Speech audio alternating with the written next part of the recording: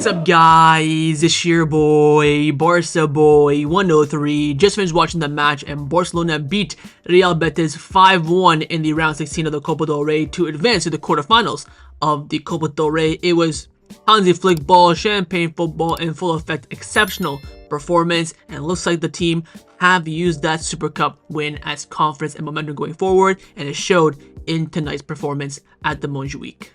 The starting lineup for this match is on the screen for you right now. It was Inaki Peña in goal, a back four of Kounde, Araujo, Cubarsí, and Gerard Martin, a midfield three of Frenkie de Jong, Pedri, and Gavi, and a front three of Lamine Yamal, Dani Olmo playing as a false nine, and Raphinha off the left. The first goal scored in this match was scored by Gavi, assisted by Dani Olmo. It all started off with fantastic movement in play from Pedri on the left-hand side, who finds Dani Olmo in the area, slips Gavi in behind the defensive line of Betis, and a great finish from Gavi very early on in the game, 4 minutes in. Did not celebrate against, of course, his first club before Barcelona, but gives Barcelona the 1-0 lead. Now, the second goal scored was scored by Jules Kounde. Yet again, Pedri starting everything down the left-hand side. Does a fantastic switch of play to Lamine Yamal down the right, which Kounde does a dummy in the process. And then, of course, Lamine Yamal slipped Kounde in behind. Great finish across goal on the volley as well. I think that's his first goal for Barcelona where he kicked it, and his other goals were all headers. But again, gets Barcelona the 2-0 lead just before halftime. The third goal was scored by Raphinha, coming off the back of Lamine Yamal's goal being disallowed, but to have a corner kick. It was blocked. I think the cross by Cubarsí or Frenkie. Just Lamine Yamal does an incredible run from Barcelona's final third into the Betis final third. Doesn't really run past any players, I think maybe one, but just his run and his movement were just throwing the defense all off. He gets tackled and the ball falls to Raphinha on the left hand side. 1v1 with the keeper, volleys it into the ground between the legs of the Betis goalkeeper, and that gives Barcelona the 3-0 lead. The fourth goal scored in this match was scored by Ferran Torres. Came from a corner kick from Barcelona that was headed away by Betis. The ball was bouncing back and forth in the air. Falls to Olmo in the end, who spotted the run of Ferran Torres on the right-hand side of the box. He was onside, controls it with his knee, volley across goal. A lot of the goals have been volleys today, but volleyed across goal, makes it 4-0. Immediately coming off the back, off the back of coming off the bench, and he makes an instant impact, gives Barcelona the 4-0 lead. And the fifth and final goal was scored by Lamine Yamal, finally getting his goal after a few chances missed and a few goals disallowed as well by VAR. It came from Fermin Lopez down the right-hand side, slips in Lamine Yamal greatly in behind. He scores with a great finish. The keeper, if it was a better keeper, honestly, probably would have missed it. But of course, we'll take it. Good finish from him overall, but could have been a bit better. It was initially given as offside, but VAR determined that it was onside. Lamine Yamal goes and finally celebrates a goal in this game and gives Barcelona the 5-0 lead. So overall, the team performance rating on the night, I'm going to be giving it a very, very high 9 out of 10. You're probably thinking, Barca boy, why is it not a 10? There's a few reasons for that. I think firstly, the first half was very, very good from Barcelona. We gave away quite a few chances. Of course, Inaki Peña pulling off an exceptional save. I believe it was from Victor Roque or Isco, one of the two. Isco had a chance, which he, of course, blazed over. Betis did get behind a few times. Wasn't really troubling, but they did have a few efforts at goal. Gave the ball a lot in the midfield as well in that first half. I still think it was a great first half. I would have given maybe a 7.5, pushing 8. I think the second half was exceptional by Barcelona. We were calm, cool, collected, did not even concede a chance until the penalty. Had so many chances going in front of goal as well. The fluidity, by the way, in both halves was phenomenal, and also the pressing was sublime. We played as a unit today. We played as a team. No individual talent, individual brilliance we were looking forward to. It was a unit team performance in this game. The pressing in the first half was exceptional. The movement and transition play in the second half was sublime. The reason why, again, now for the 9 out of 10, we conceded it. If we just didn't concede, we would have given it a 10. You can't give a 10 out of 10 performance when you concede. It kind of, ruins it unless you just play champagne football. We did, of course, against Bayern Munich. When we, of course, succeeded 4-1. But again, this was maybe, I would say, a step or two away from a perfect performance, especially if we didn't concede the goal. But look, you cannot take away from the performance. This is one of the better performances that we had this season. Probably the best performance, I would say, at home, alongside the Bayern Munich win in the Champions League. We just looked so comfortable. It's a decent Betis side. We're coming off the back, of course, 40 hours ago. We were partying in Saudi Arabia. We've locked in for this game, and that, for me, is a real true test of how the team's mindset is currently at. that. They have used, of course, the Super Cup as confidence and momentum. Hopefully, they can keep using it, especially this weekend against Getafe in a huge game in La Liga. But again, the team showed today how when they're on their game, no one gets near them. This is why I think that Barcelona is the best team in the world. On our day, on our game, nobody can beat us. I've remained firmly on that, just whether or not we turned up or not. Like against Atletico Madrid, we turned up, we lost. There were, of course, other moments where we didn't turn up and we won. But I think on our day, all of our good performances this season have been batterings. You know, your 4-1s, your 5-1s, your 7-0s, your 5-0s, your 5-1s. When we're on it, 5-2s, of course. When we're on it, we just cook. And we were on it tonight exceptionally well. So I have to give them, of course, overall team performance tonight a 9 out of 10. Let's now get into the players' individual player ratings. So, of course, with the goalkeeper, Iñaki Peña, I have given Iñaki a 7 out of 10. Didn't really have too much to do in terms of shot stopping. Of course, that save in the first half was absolutely sublime, world class, and not taking that away from him whatsoever. His passing tonight was very, very poor. For a keeper where you're thinking he's from the academy, he's supposed to be playing with his feet, his passing was more off than it should be tonight. Also, the penalty, I know it's not his fault that we can see the penalty. I'm not taking that away from him. He's got to be saving that penalty, man.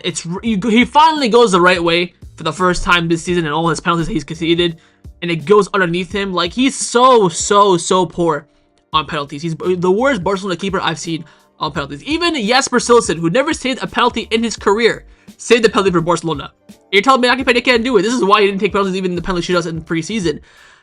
Bit frustrating from my point of view. Of course, I wanted that 5-0, but I still think he overall had a good game, but not good enough in my opinion. Of course, I'm a bit, I wouldn't say biased, but I'm a bit very harsh on goalkeepers, but not enough in my opinion to bench Szczęsny. So very interested to see what Flick does this weekend. Will he go with Iñaki or go with Szczęsny? I think he will go with Iñaki, but for me, I think there's definitely an argument or debate to be had. But tonight, 7 out of 10, solid from him. Didn't really make too much mistakes, of course, apart from you could say and argue the penalty. Now for center back partnership in front of him, of course, first on the right hand side, it was Ronald Araujo. I'll give him a 7 out of 10. Very, very calm, cool, and professional performance from him.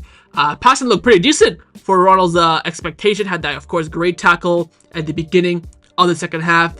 Typical performance from him. I think aerially, he's just so cracked as well. And thankfully, he is staying. Of course, everyone wanted him to stay. The fact that he was considering leaving us for fucking Juventus is absolutely crazy in my books. But solid performance from him. There were a few moments again where he could have had a more accurate pass. I would say this. His passing today was very, very conservative. Didn't really try those long balls that he usually tries back in the day under Xavi. He kept it very, Kounde, Kubarsi. He only went in the middle when Frankie or Pedri were really wide open. He had some long balls, which he did attempt that, of course, weren't successful. But overall, I think he had definitely a great performance. 7 out of 10 for Ronald. Now, his favorite partnership in front of him, beside him, of course, on the left-hand side, it was Pau Kubarsi. 8 out of 10. This guy is just absolutely unbelievable. The reason why I give him above the rating of Araujo, because he, of course, played an extra half an hour more than him.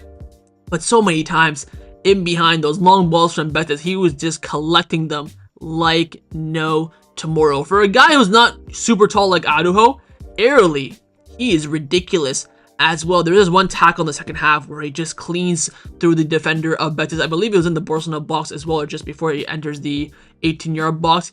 So clean. He's just unreal. His passing again today was ridiculous as well. Playing on the left-hand side as well, where he's not left-footed, he's right-footed, and he's picking long balls and passes with his left foot like a no tomorrow. It's just so cracked. We're so lucky to have a player like him. Exceptional. 8 out of 10. A goal and assist, I probably would give him a 10 out of 10. That's how close he was for me from a perfect performance. Now for the fullbacks. Firstly, my dog, my G, Jules Kounde got robbed of a brace today. Of course, second one it was offside, even though it was by half of his big toe. 8 out of 10 for me for Jules. Well, I'm up there. I think his performance was a 10 out of 10 until that penalty. It was a clear penalty. There's no taking away from it. I saw him arguing with the referee quite a bit, and he was quite surprised that VAR didn't overturn it based on his facial expression during the game. But it was a clear penalty, and that took away from the sexy scoreline. So I've knocked him off points for that. Apart from that, I thought he was brilliant. Defensively, going forward, of course, scored 2 goals, both of them on volleys. That goal for the offside goal finish was exceptional. Roofs it in the top right corner.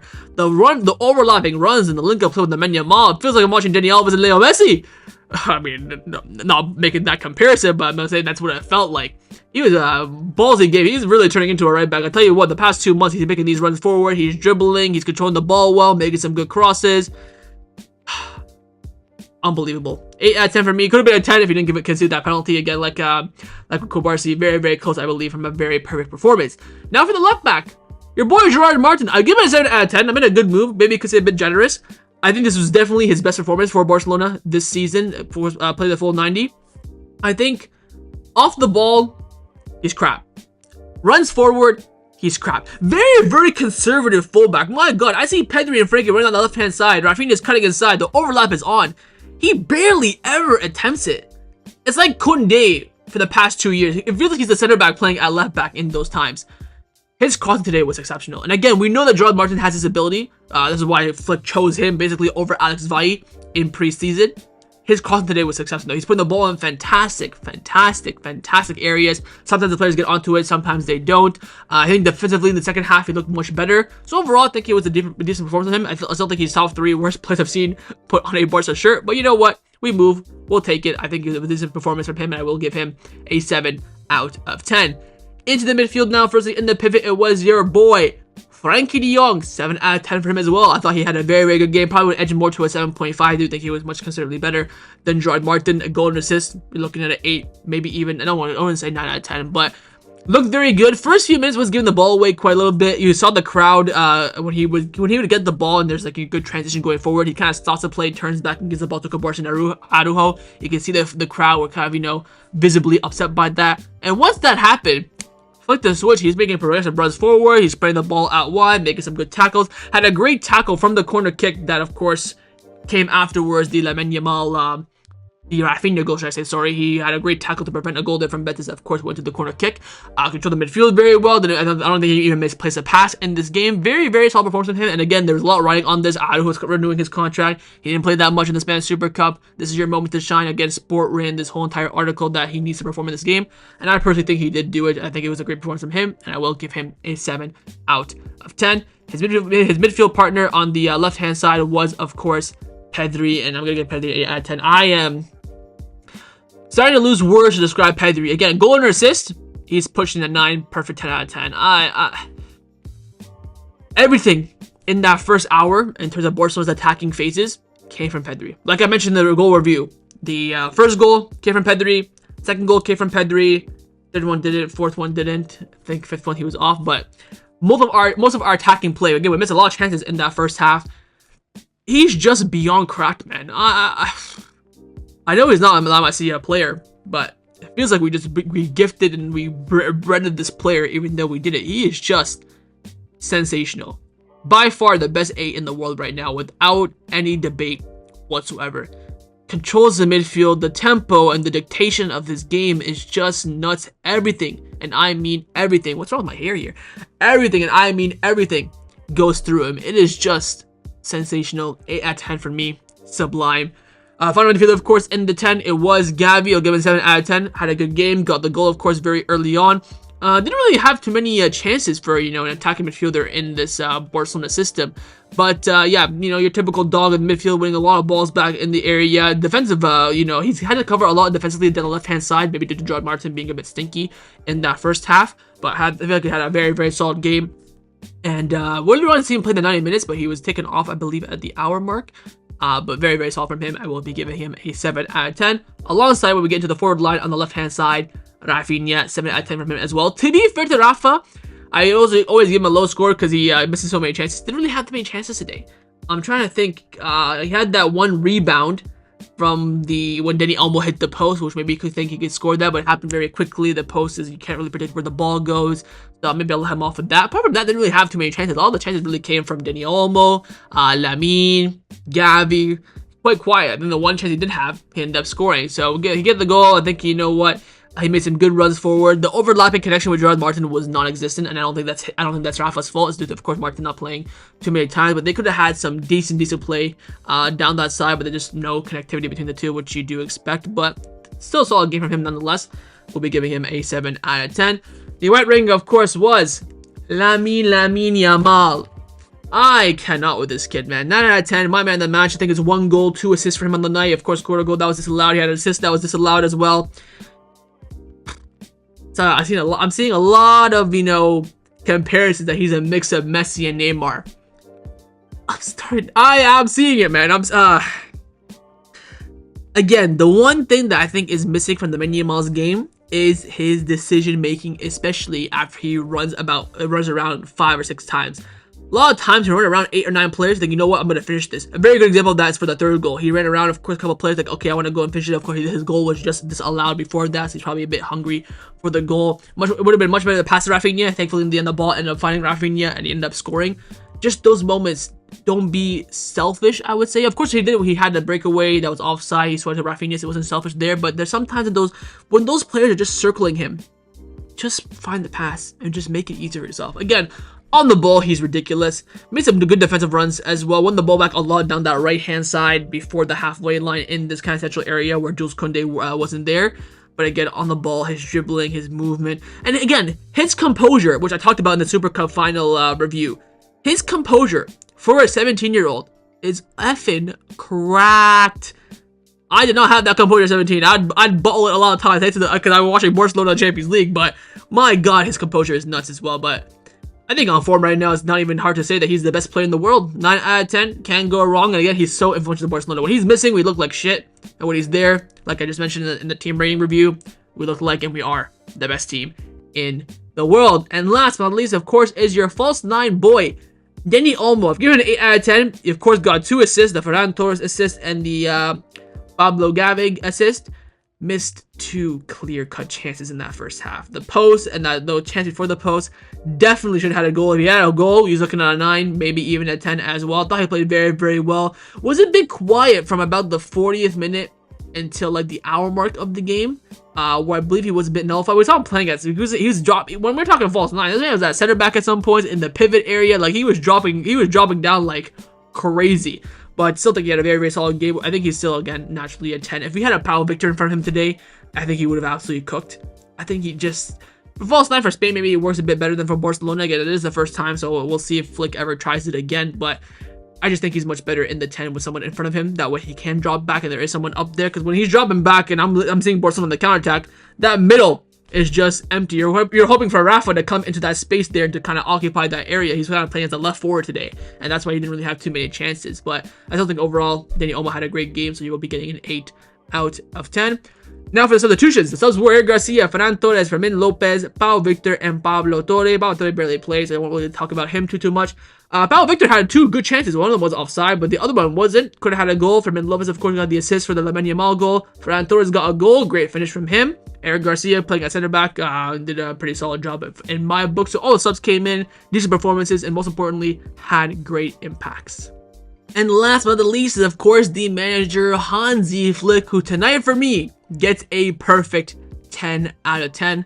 Great lineup, great rotation, great win, champagne football, 5 goals scored. I have no room tonight to criticize Flick. You're probably thinking, Barcelona boy, you took off the player rating for the team because they conceded. That's not Flick's fault. The Flick put in the tackle. If you concede as a team, you go down as a team, you die as a team, you get the team rating of 9 out of 10.